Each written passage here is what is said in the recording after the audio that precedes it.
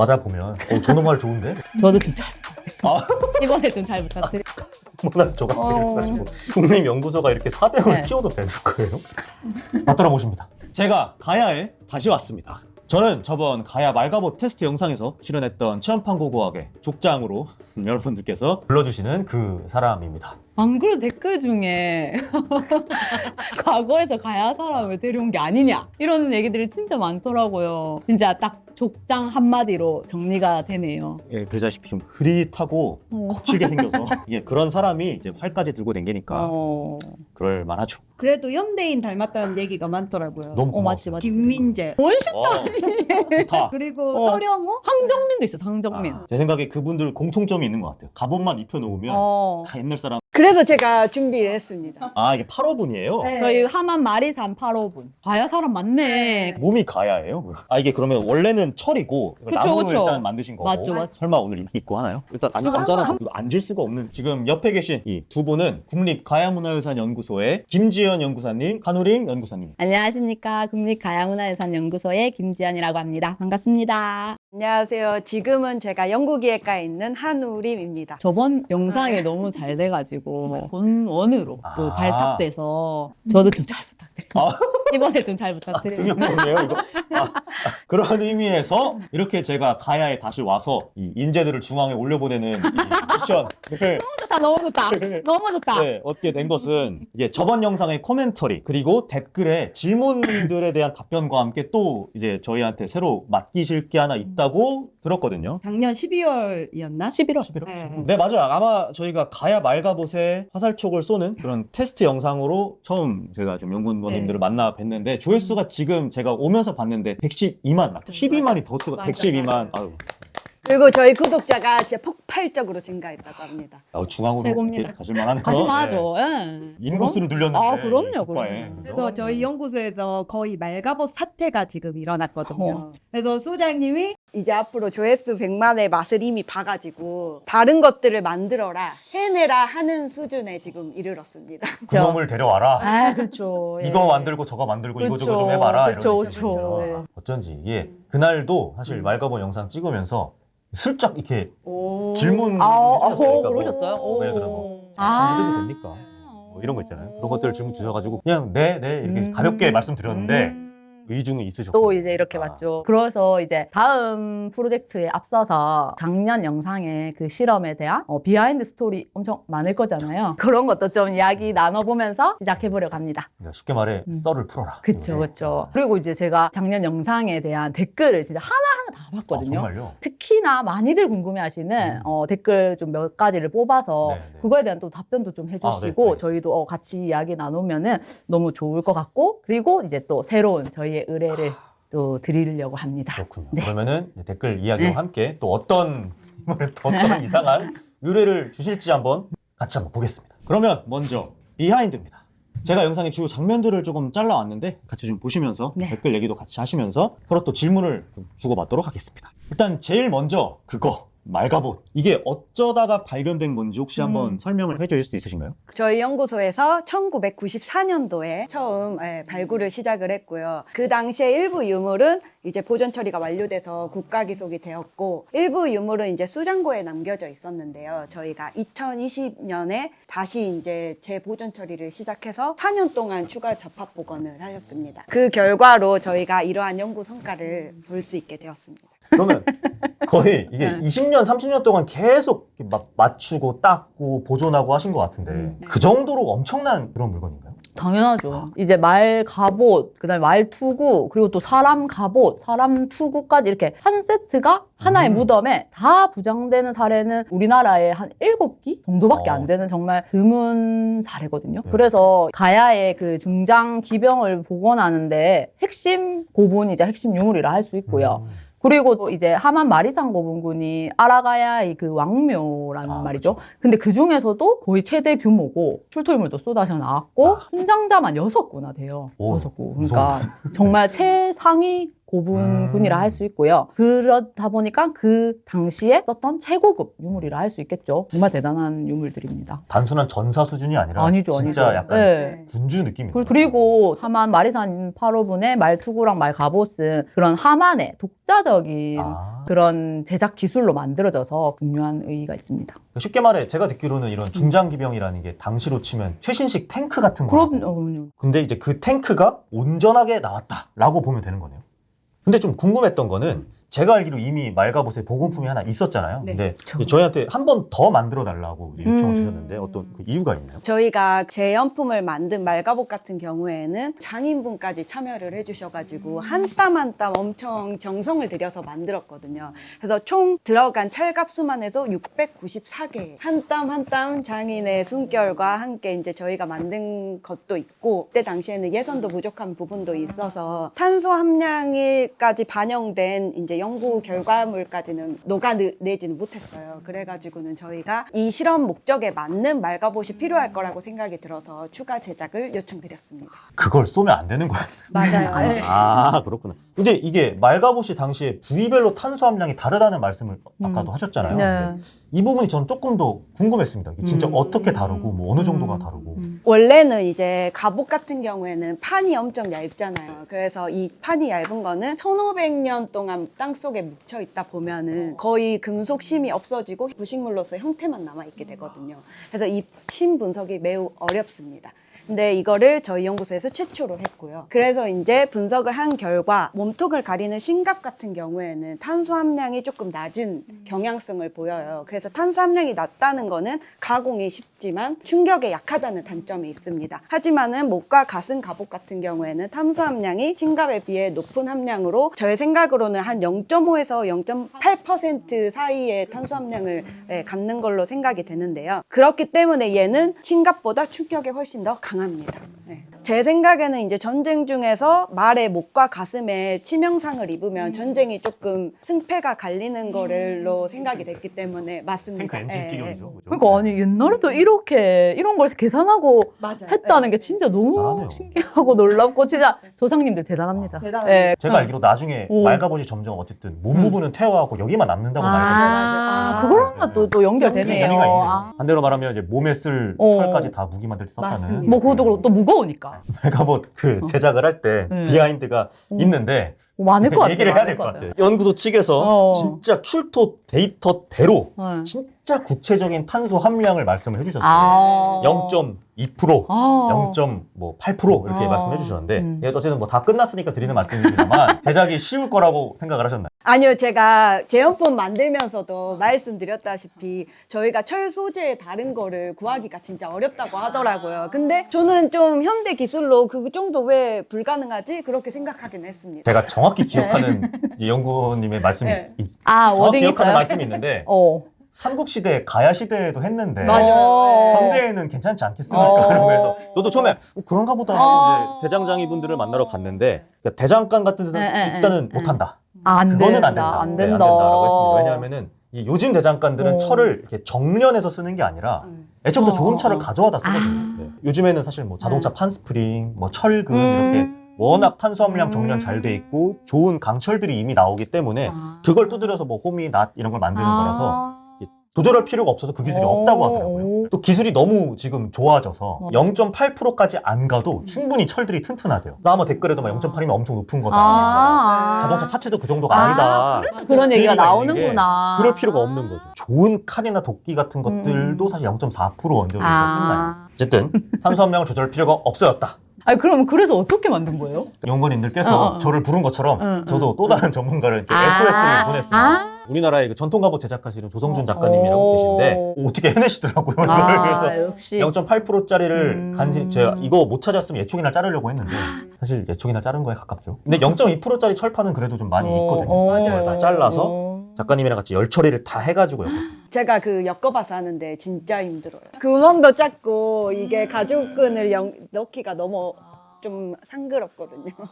상그럽다가 어떤 저기 제가 여기서 7년 있다 보니까 이제 경상도 말투를 조금 배우게 되었습니다. 어렵다. 약간 조금 어렵다. 이게 좀 듣는 불편하다, 아, 힘들다, 예, 좀 그런. 그 저희 실험에 사용된 화살촉에 대해서도 좀 질문이 많았는데요. 이 어디 출토품이고 어떻게 제작했는지 한번 설명해 주실 수 있을까요? 네. 그래서 제가 좀 가져왔습니다. 이것도 탄수화물량을 딱 찝어주셨잖아요. 맞아요. 중간으로 해달라. 0.45%. 아우, 대단하네. 그래서 다행히 0.45%는 좋은 칼, 좋은 도끼 만들 때 보통 그 철을 써요. 그리고 이제 요 총 모양도 여기 보시는 것처럼 이게 능형이죠. 네네. 능형, 이게 착두형. 삼국시대 전체가 다 썼잖아요. 사실 이게 뭐 맞아요. 멀리 있는 그런 나라들이 아니니까. 연구소 측에서 이왕이면 그래도 가야 말가봇에 쏘는 거니까 신라촉으로 좀 해달라라고 하셔가지고 경주 출토품을 참고로 한 게 이거. 근데 이 구도 너무 재밌었던 것 같아요. 맞아요. 예, 가야 신라 구도를 그러니까. 했어가지고 네, 더 진짜 반응이 좋았지 않았나. 활에 대한 얘기도 좀 나눠봐야 될 것 같거든요. 목궁과 곽궁. 엄청난 맞아요. 예, 아. 폭풍 질문들이 있던데 엄청 궁금해하시는 이 부분들 조금 정리해보면 좋을 것 같아요. 이게 아무래도 좀 사전 뭐 정보가 없다 보니까 아. 약간의 오해도 있었던 것 같고 근데 이 오해할 일이 아니거든요. 이게 좀 명확하게 말씀을 드리자면 우리나라에 나무로 된 활, 그러니까 목궁 유물이 그래도 아시다시피 꽤 있잖아요. 맞아요. 네. 기원 전후, 뭐 기원전 1세기, 뭐 경에 그 창원 다오리 아, 제일 1호분 출토품, 삼국시대의 창녕 송현동 7호분 출토품, 광주 독림동 저습지 유적 출토품 등등 소량이지만 출토된 예는 있거든요. 목궁인데 저희가 장궁, 단궁이 다 출토는 맞아요. 되었는데 그래서 단궁이 조금 더 비율이 높은 것 같고 그리고 또 그 수종 분석도 했는데 보통 뽕나무과 그다음에 졸참나무, 뭐 류 이런 맞아요. 예, 수종으로 분석이 됐더라고요. 이게 네. 아무래도 네. 짧은 활, 긴 활이 좀 뭐 풍부하게 쓰인 것 같고 맞아요. 아마 당시에 탄성 있는 나무는 다 갖다 썼겠죠. 아. 그래서 사실은 뽕나무, 참나무, 그 다음에 나머지가 수종 미상인데 아하. 요것도 막 이것저것 썼겠죠. 네네네네. 근데 아시다시피 그런 활들이 사실은 그 일본에서 출토되는 것들하고 굉장히 닮았잖아요. 근데 우리나라 것들이 더 일찍 나타나죠. 그래서 이거는 오히려 일본 쪽에서 먼저 연구 중인 부분인데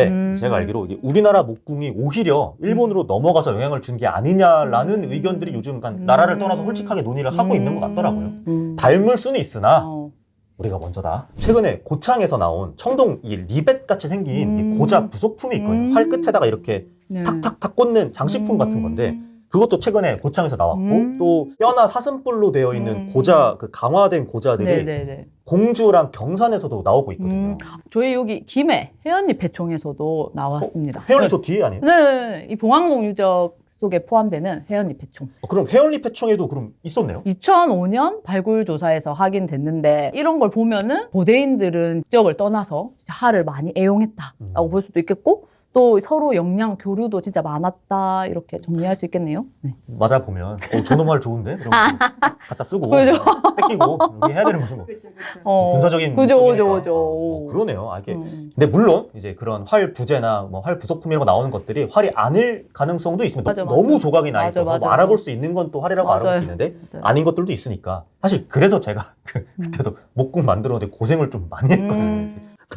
워낙 조각들을 해가지고 그나마 제 기억에 다오리랑 창녕 송영동 게 그나마 좀 이게 유치 맞아요. 가능한 잘 소재였죠. 나와 네, 있어가지고. 그래서 뭐 당시 목궁을 100%로 똑같이 만들었냐 하면은 그거는 또 아닐 수 있다는 거죠. 그래서 제가 그때 그나마 남은 목궁 출토품들을 이렇게 비교하고 사이즈를 재서 이렇게 만들어 온 거예요. 그때도 막 수정 미사인 것도 워낙 많으니까 이거를 이제 각 지역의 노인분들이 구전으로 전해주는 얘기가 뭐 우리 동네는 물풀의 나무 썼어, 뭐 우리는 뭐 노간주 나무 썼어 이런 것들 다 수집을 해가지고 어떻게든 만들어 온 게 그때 실험에 쓴 그 활입니다. 그러니까 딱 그 유물 사이즈랑 비슷하게 딱 만드니까 60파운드 아래로 조금 나오더라고요. 그러니까 딱 그게 제가 알기로 멧돼지 정도는 잘 잡아요. 그 정도 활이면. 그러니까 아마 전투용으로도 그냥 적당히 쓸만한 그런 것들인 것 같고 물론 아시다시피 또 고창이나 경산에 나온 그런 목궁 부자재들은 굉장히 두껍고 굵은 것들이라 아마 활이 굵었을 것 같거든요. 그거는 아마 100파운드까지 올라가는 진짜 센 강궁들도 있었을 것 같다라는 의견이긴 합니다. 각궁에 대한 댓글들도 진짜 그쵸. 많았거든요.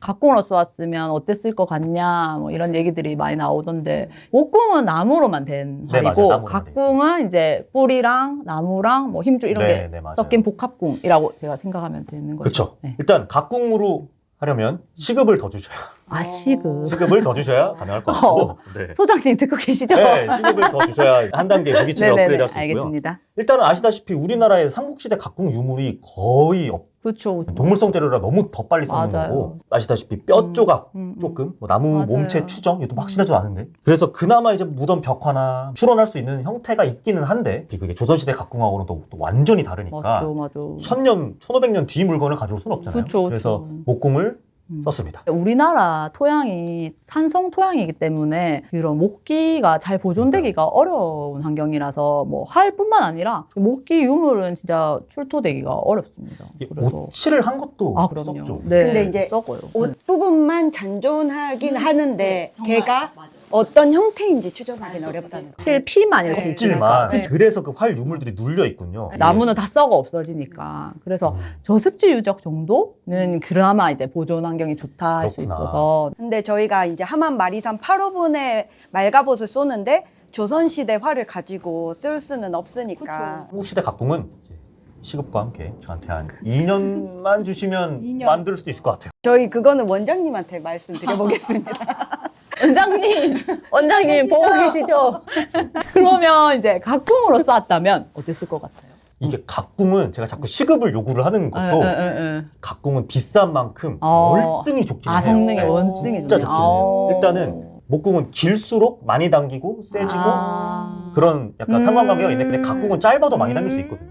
동물성 재료가 딱딱 붙어주니까. 그래서 이게 삼국시대 각궁 뼈 조각이나 나무로 추론을 해봤을 때 이거 두툼하더라고요 이거. 그래서 아마 90파운드, 80파운드는 기본으로 넘을 것 같은 형태기는 해요. 그래서 아마 50m에서도 신갑 같은 경우는 그냥 뚫을 것 같기는 하고 경윤갑도 뚫을 가능성이 좀 있다고는 생각을 하는 게 각궁이 성능이 좋아서 되게 무겁고 긴 쇠촉을 잘 날려주거든요.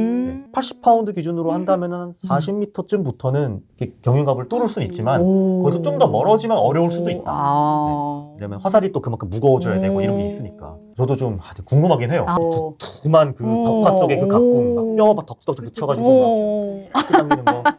아니 그 족장님한테 진짜 그 댓글에서 관심이 폭발하던데 예 아이고 이제 그 족장님의 활 쏘는 자세에 대한 댓글도 정말 많더라고요.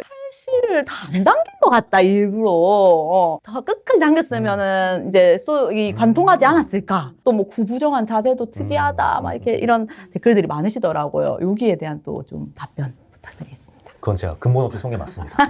근본 없이. 네, 제가 독학으로 다 해가지고 그죠 양궁으로 뭐 시작을 양궁 했는데 선수는 아니시잖아요. 일단 맞추는 게 우선이라고 생각을 해서 제가 제일 편한 대로 쐈고요. 이게 그 국궁 사법을 할 줄은 아는데 제가 각궁이나 계량궁에서는 할 수 있어요. 목궁은 조금 다르긴 하거든요. 그래서 목궁에서는 그냥 제 편한 대로 쐈습니다. 화살은 그게 다 당긴 겁니다. 그래서 아마 제가 여기까지 딱 당겼을 텐데 이 길이가 한 75cm 나오거든요. 근데 이 정도면은 목궁으로는 다 당긴 거리가 맞고 그다음에 제가 아마 당기면서 그냥 훅 놔버릴 거예요. 사실 그건 제가 이미 조준한 상태로 이렇게 당겨서 확 놓는 거고 이게 본능사라고 해서 지금도 활사냥으로 먹고 사는 그런 부족들 있잖아요. 뭐 아프리카나 아마존에. 그분들이 쓰는 방법입니다. 그래서 그렇게 한 겁니다. 사실 실제로는 그 아까 부족들이 쓰는 화살은 더 길어요. 왜냐하면 화살이 길수록 탄도 안정에 큰 장점이 있거든요. 좀 약간 이렇게 덜 정밀하게 만들어도 길수록 잘 맞아요. 그래서 열심히 맞추려고 노력을 한 것이다. 그럼 족장님 웨이트 트레이닝 해도 그건 최대다. 그 목궁은 어쩔 수 없어요. 그래서 각궁이 좋은 거예요. 그러니까 목궁은 나무 하나니까 당기고 조준하고 있으면 딱 부러지는데 각궁은 당기고 이렇게 조준할 수도 있죠. 그래서 나중에 다 각궁으로 바뀌는 것도 목궁이 한계가 좀 있으니까. 이제 빠르게 댓글에서 나온 여러 가지 질문들을 한번 훑어보도록 하겠습니다. 자, 먼저 쏘는 거리가 너무 짧은 거 아니냐라는 댓글이 있었거든요. 저희가 공간적 한계 때문에 그렇게 될 수밖에 없었는데 족장님이 2년 뒤에 각궁도 만드실 거고 몸도 이제 할 거니까는 그 뒤에는 좀 더 넓은 공간에서 저희가 실험을 할 수 있지 않을까 생각이 듭니다. 그렇지만 이 정도 실험만을 통해서 기본적인 데이터 뽑기에는 문제가 없을 것으로 생각되었습니다. 아시다시피 뭐 전쟁 주례라는 게 이렇게 엎치락뒤치락하면서 발전하는 거니까 네, 엎치락뒤치락하는 실험 데이터로 이해하면 될 것 같다. 또 그런 이야기도 있었습니다. 말이 달려간다면 어떨 것 같습니까? 라는 이런 질문. 아무래도 말이 달려오다 보면은 속도가 더 있을 때니까는 좀 더 잘 뚫리지 않을까 생각 듭니다. 이제 말이 달리면 이제 몸을 막 움직일 거잖아요. 이렇게. 그러면 이제 찰갑도 같이 겹쳐진 대로 막 움직일 거란 말이죠. 그러면 사실 화살을 꽤 잘 많이 튕겨낼 수 있을 것 같은데요? 실제로 저희 이번에 실험에서도 도탄되는 경우가 많았거든요. 그래서 각도에 따라서 조금 그런 부분도 중요할 거라고 생각이 듭니다. 진짜 수직으로 딱 들어오는 거는 뚫리는데 아. 이게 조금만 틀어져도 각도가 팅 나가긴 또 했어요. 전쟁 때는 그러기 쉽지 않잖아. 그러면 탄소항량 적은 것도 저희가 튕겨내긴 했었죠. 그렇죠. 각도가 걔는 이제 완전히 이제 사선으로 이렇게 들어가는 경우는 튕겨났던 아. 것 같아요. 또 끝나고 고기는 어떻게 했느냐? 회식했냐? 이런 이 댓글 진짜 댓글이 많더라고요. 있었죠. 맞아. 그리고 제가 기억하기로도 그때 실컷 쏘고 나서 이렇게 뒤에서 살짝 이렇게 기대를 하고 계시는 분들도 있었어요. 고기 좀 좋아하세요. 네. 아, 네. 근데 그날 진짜 많이 더웠어요. 그래서 저희가 입히는 거를 조금 옆에서 보조를 해드렸잖아요. 그때 접었습니다. 마음을 접었습니다. 냄새가 났죠. 파리가 많이 꼬이더라고요. 실험을 겨울에 하면 좋겠네요. 그렇죠. 그게 낫겠네요. 그쵸. 확실히. 네. 근데 어떡하죠? 이제 이번에도 조금 땀을 흘리실 것 같은데 어떡하지? 버려야죠. 세뇌는 어땠을까요? 세뇌는 다들 아시다시피 장력을 엄청 키운 강한 활을 기계 몸체에다가 얹어서 쏘는 거잖아요. 그래서 투사체도 훨씬 무겁거든요. 아마 출토되는 촉들 중에 승배가 막 이렇게 긴 애들 있잖아요. 이런 애들이 세뇌촉으로 수정되는 애들이잖아요. 그래서 그런 것들이 날아오는 거면 아무래도 좀 멀리서도 퍽퍽 뚫을 것 같기는 한데 다만 이제 세뇌가 아시다시피 이거 장전하는 속도가 엄청 느리잖아요. 한참 땡기면서 이렇게 조준하고 막 얹고 해야 되니까 제가 알기로도 그 틈을 노려서 기병이 들어오면 그러겠네요. 굉장히 위험해진다 뭐 이런 얘기는 있었거든요. 그래서 세뇌는 뚫을 것 같기는 하다. 네, 그런 느낌. 그러면 세뇌 실험도 가능할까요? 세뇌 실험. 이거는 네, 제가 설명을 좀 명확하게 드리겠습니다. 일단 동양 쪽 세뇌는 진짜 제대로 된 방아쇠를 써요. 탁탁탁한 이 권총 같은 방아쇠를 쓰는데 그런 방아쇠가 달린 세뇌는 총이랑 같은 취급을 받습니다. 정말요? 제대로 허가를 받아야 제작 혹은 소유가 가능하고요. 특히 삼국 통일 시기쯤 되면은 신라 세뇌가 유명하거든요. 기록에도 그러니까요. 나와요. 천보노라고. 맞아. 천보를 날아간다. 네네네. 천보노를 만든 장인 구진천이라는 사람도 기록에 맞아, 얘기가 맞아. 나오고 하는 거 보면은 그 천보 가는 게 사실이라면 거의 막 1000파운드 가까이 나올 수도 있어요. 우리 목궁이 60파운드란 말이죠. 그러면은 총기? 어떻게 설명해야 될까요? 이거? 그럼 저희가 의뢰비를 드려야 되는 게 아니라 영치금을 넣어드려야겠네요. 그러면 네. 저는 어쨌든 소장님이 만드신 거라고 진술을 할 테니까 소장님이 저 몰라요. 보고 저는 계시죠? 모르고. 확실한 건 국립기관을 좀 이렇게 등에 업고 좀 허가를 제가 허가를 한으로 돌아다니면 아마 당연히 안 된다고 하겠지만 소장님께서 조금만 이제 힘을 써주시면 할 수도 있고 뭐 아니면 둘 다 네. 저희가 2년 동안 할 일이 많겠네요. 그리고 이제 또 영어 자막을 달았으면 좋겠다라는 댓글도 많더라고요. 그러면 이제 세계적으로 영상을 시청할 것이다. 이런 댓글이 있던데. 가야도의 해상 물격을 활발히 했기 때문에 멀리 계시는 서양 이민족 선생님들도 보셔야 되니까는 필요할 것 같습니다. 네. 안전에 관한 댓글도 있었는데요. 실험 데이터 측정한다고 주변에 사람들이 좀 있었던 거잖아요. 그렇죠. 쏠 땐 없었죠. 카메라 어쨌든 이거 세팅하고 녹화 누를 때까지는 관용 옆에 있다가 우르르 빠지긴 했습니다. 하지만 다음 실험에는 좀 더 주의를 기울여서 안정적으로 실험을 진행을 하도록 하겠습니다. 이렇게 좀 재밌게 비하인드랑 썰이랑 댓글 네. 질문 이야기도 좀 나눠봤는데 그나저나 제가 이것만 하러 만나자고 부르신 건 아닌 걸로 알고 있습니다. 저희가 이제 새로운 의뢰를 또 드리려고 합니다. 너무 긴장하지 마세요. 조금 너무. 우리가 저번 영상이 너무 잘 됐으니까 이번에 좀 스케일을 크게 가볼까요? 궁병대를 만들어주시죠. 궁병대. 제가요? 네. 네, 앞으로 이제 가야 무기 실험을 다양하게 우리가 계속해야 되는데 국장님께서 요새 백제랑 신라 쪽에 좀 약간 겉돈다는 소문이 있던데 조금 지금 제가 지금 너무 놀래가지고 국립연구소가 이렇게 사병을 네. 키워도 되는 거예요? 아니 그 족장님 말고 누가 화를 쏩니까? 주변에 모아 오세요. 시급을 드리겠습니다. 오늘 좀 얘기가 좀 달라지는 것 같은데 확실히 그렇죠. 전쟁 기술자는 시급을 주는 사람이 주군이거든요. 이번 주군, 저번 주군. 근데 대신 천년 재료 그런 걸로만 이제 만들어 주시면 되고 가야 연구소에 가야 궁병대. 근데 이제 제가 만약에 아무래도 아까 각궁과 시급 이야기를 좀 했는데 네네네. 만약에 고구려 연구하는 연구소 쪽도 있잖아요. 고구려는 통일되면 하시고 지금은 가야에 집중해 주시면 되고 아까 말씀 중에 각궁 얘기도 많이 하셨잖아요. 그러면 이제 각궁 부속품도 또 나온 사례가 나온다. 있으니까 다음 실험에 각궁도 한번 저희 써보면 어떨까요? 가야 용병대 온 걸로 하면 되잖아요. 그 중에 특수부대가 좀 있다. 그죠. 약간. 어떤 이제 비교 2년 실험도 뒤에, 해보고. 2년 뒤에. 2년 뒤에. 그거 만드는데 시간이 너무 오래 걸려요. 어허. 그러면 일단은 오. 시급에 대한 이 이야기 계약과 함께 구체적으로 어떤 스펙의 공병대가 필요한지 주군의 말씀을 듣겠습니다. 받들어 모십니다. 그러면 이제 가야 무기 관련한 여러 가지 실험 프로젝트들 시리즈로 송출될 예정이니까 좋아요, 구독, 댓글 좀 많이 부탁드리겠습니다. 그렇지 않으면 이 화살이 용서하지 않을 겁니다. 오, 느끼하다, 느끼하다. 팀님 여기 조심하셔야 된다고 합니다. 접실할 것. 팔 들어! 쫙!